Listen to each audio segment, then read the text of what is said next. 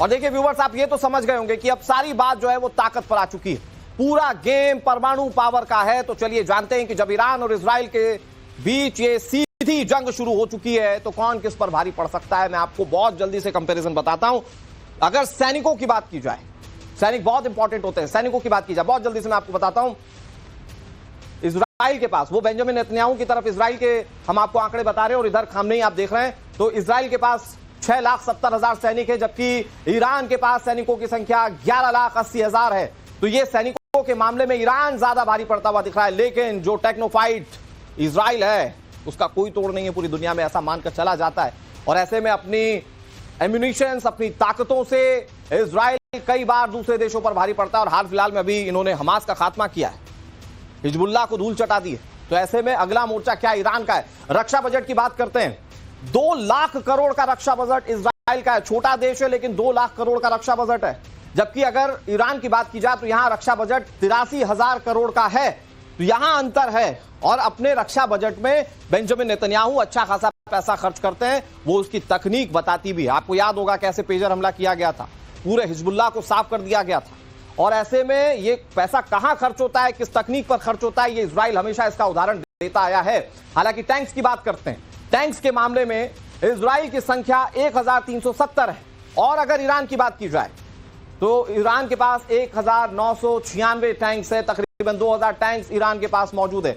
मैं आपको एक चीज बताता हूं, टैंक्स काम तब करते हैं जब इन्फेंट्री वॉर होता है। और इजराइल और ईरान के बीच की दूरी तकरीबन 2,000 किलोमीटर है। तो ये टैंक्स खड़े के खड़े रह जा सकते हैं, ये हो सकता है पूरे वॉर में। नेवल फ्लीट की बात करते हैं, 64 जहाज हैं। ये बहुत अत्याधुनिक जहाज हैं इजराइल के पास। जबकि अगर ईरान की बात की जाए तो ईरान के पास 101 जहाज हैं। जहाजों की संख्या भी ईरान के पास ज्यादा है। इसके अलावा दूसरी ताकतें मैं अपने दर्शकों को बताता हूं। एयरक्राफ्ट की बात की जाए, 612 एयरक्राफ्ट हैं। और कहा जाता है मॉडर्न युग में जो लड़ाई लड़ी जाती है वो एयरक्राफ्ट से लड़ी जाती है। तो ये 612 बेंजामिन नेतन्याहू के पास हैं। जबकि ईरान की बात की जाए तो 515 एयरक्राफ्ट ईरान के पास मौजूद हैं। तो ये सैन्य ताकत है दोनों देशों की। और इसमें कई मोर्चों पर आप ये कह सकते हैं कि इजराइल जो है वो कमतर हो सकता है ईरान के, लेकिन इंटेंट, तकनीक, इन सब मामलों में इजराइल का पूरी दुनिया में कोई सानी नहीं है। बहुत जल्दी से सिवाज सर, अगर हम कंपैरेटिवली देखें, इसका जवाब देता हूं। इजराइल ईरान के परमाणु कार्यक्रम का विरोध कर रहा है। बहुत पुरानी अदावत है कि ईरान को परमाणु संपन्न नहीं होने देंगे और उसको लेकर ईरान और इजराइल के बीच जंग बहुत लंबी चलती है। ईरान के एटमी पावर बनने से इजराइल को बड़ा खतरा भी है।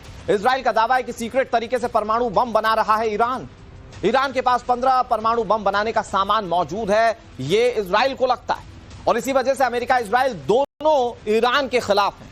अंतर्राष्ट्रीय मंच पर भी इजराइल इस मुद्दे पर काफी एग्रेसिवली अपनी बातों को रख चुका है। इजराइल के विरोध पर ईरान में काफी ज्यादा आक्रोशित, वो कहता है कि भाई हम बना रहे हैं, आपको क्या दिक्कत है। दोनों देशों के बीच कई बार युद्ध की स्थिति पैदा हुई, लेकिन अब तक कोई बड़ी जंग दोनों के बीच नहीं हुई। इस बार बड़ी जंग के मुहाने पर दोनों देश खड़े हैं। इस बार लोग कह रहे हैं कि हो सकता है कि बात आर पार की हो। और ऐसे में इंटेंसिटी हमलों की क्या है, उससे आप समझ सकते हैं कि क्या दोनों देशों के मन में चल रहा है। इसका जवाब देता हूं। इजराइल ईरान के परमाणु कार्यक्रम का विरोध कर रहा है। बहुत पुरानी अदावत है कि ईरान को परमाणु संपन्न नहीं होने देंगे और उसको लेकर ईरान और इजराइल के बीच जंग बहुत लंबी चलती है। ईरान के एटमी पावर बनने से इजराइल को बड़ा खतरा भी है। इजराइल का दावा है कि सीक्रेट तरीके से परमाणु बम बना रहा है ईरान। ईरान के पास 15 परमाणु बम बनाने का सामान मौजूद है, ये इजराइल को लगता है। और इसी वजह से अमेरिका इजराइल दोनों ईरान के खिलाफ हैं। अंतर्राष्ट्रीय मंच पर भी इजराइल इस मुद्दे पर काफी एग्रेसिवली अपनी बातों को रख चुका है। इजराइल के विरोध पर ईरान में काफी ज्यादा आक्रोशित, वो कहता है कि भाई हम बना रहे हैं, आपको क्या दिक्कत है। दोनों देशों के बीच कई बार युद्ध की स्थिति पैदा हुई, लेकिन अब तक कोई बड़ी जंग दोनों के बीच नहीं हुई। इस बार बड़ी जंग के मुहाने पर दोनों देश खड़े हैं। इस बार लोग कह रहे हैं कि हो सकता है कि बात आर पार की हो। और ऐसे में इंटेंसिटी हमलों की क्या है, उससे आप समझ सकते हैं कि क्या दोनों देशों के मन में चल रहा है। मैं बहुत जल्दी से अनुसर आपके पास आता हूं।